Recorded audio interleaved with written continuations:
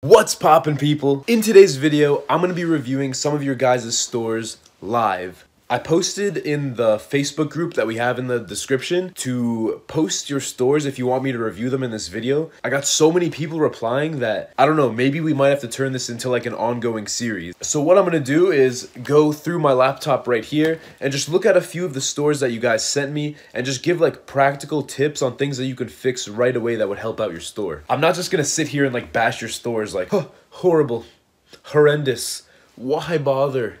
I'm not trying to turn this into like Hell's Kitchen or something like that. Look! Look! What the fuck is this? Got my laptop right here. Let's break down some of these stores. Okay, here we are on my laptop. Let's get right into it. Today I am focusing mostly on two stores. You guys sent so many, so I may just have to make this an ongoing series, but let's get right into the video. So the first store that I'm going to pull up is, here, I have it here on my notepad, this one.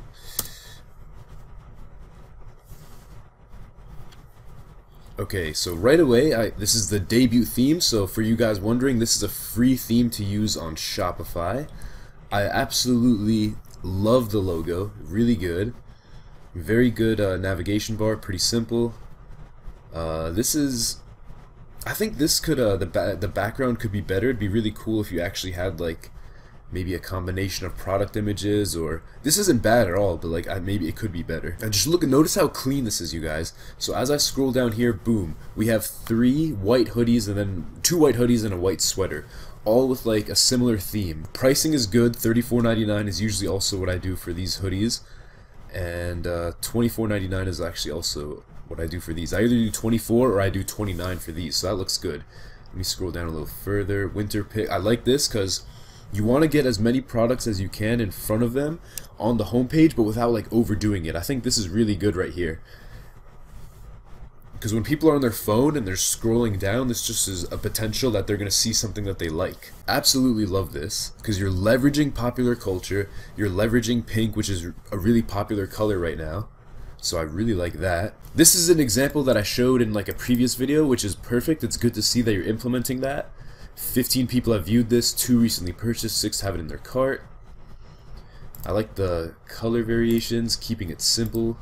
I think actually if you make a black one with white text, that would look a lot better than the blue. But the pink and the white are definitely good.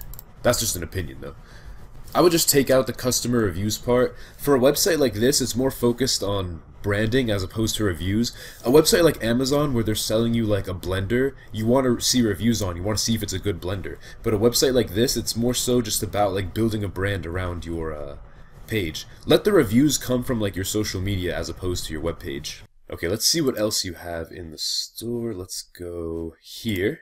I don't know what your sales are on these specific pieces. You're only making a few dollars on these, and also, in my opinion, I don't feel like it's enhancing your store. Unless these are doing really good sales, I would just take these out and focus a lot on those designs that you have. You have some really good designs going, which is good. So unless you feel these accessories and these bracelets and necklaces are enhancing your store, I would just take them out and focus solely on like well-designed clothing. Definitely you want to clean up the footer a little bit. It's a little bit basic. I would add I have to make a video about this, but privacy, terms of service, and the contact. So definitely just add more to the footer to make it look a little bit cleaner.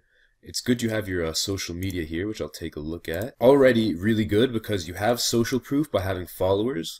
You have what looks to be a congruent and pretty clean bio. You have the anime pictures on your page, and then 1 out of every like 4 posts is an actual picture of a product from your store. This picture though that you posted, I would just get rid of all of that, because you can tell this is a screenshot from your phone. So I would just make sure you get a clean product image up there. But yeah, this is a great example of what I like to talk about when you do social media.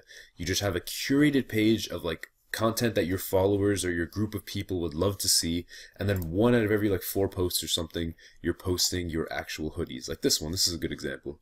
Alright, we got the next store pulled up right here. Men's Depot Outfitters. This could just be me being a little bit picky, but I would change the name, because in my head when I read that, it just sounds like men's vehicle car, if that makes sense. So if you can, I would just get like a cleaner name. Which there's definitely ones out there. And always with your domain, guys, I'd either recommend a .com or a .co. Okay, the free shipping text that you have over here, I would just change the... Oh, it went away. Well, that's not good.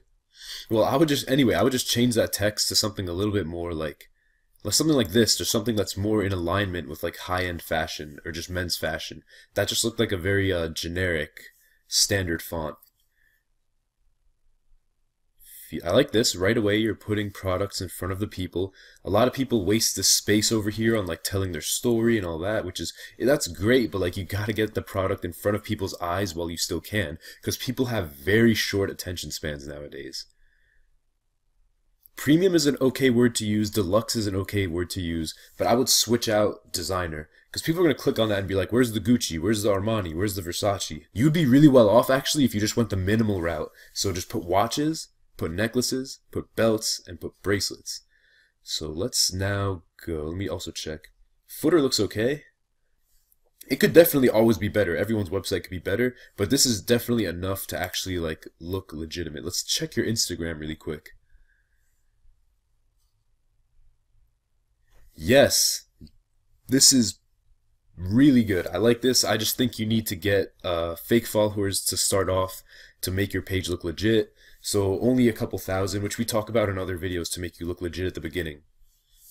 But here's what you are doing so well. We talked about this in a previous video, but I call it the law of implied association. Does James Bond have anything to do with your website? No. He's associated with fashion, he's associated with confident men, so it's good you're posting pictures like this on your page. It's exactly like we talk about in previous videos, where you're making a curated page of the best Instagram pictures, so in this case you're just posting like fashion models and stuff like that, and then 1 out of every 4 pictures you're posting like your products.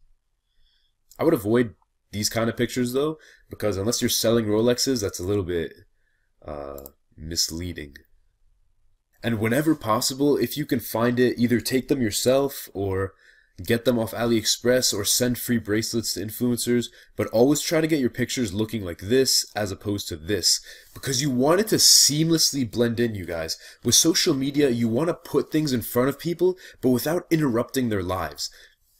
For example, on TV, when commercials would come on, we would get pretty pissed off because your show would get interrupted so that some guy could sell you a vacuum. That's interruption. That people don't like that.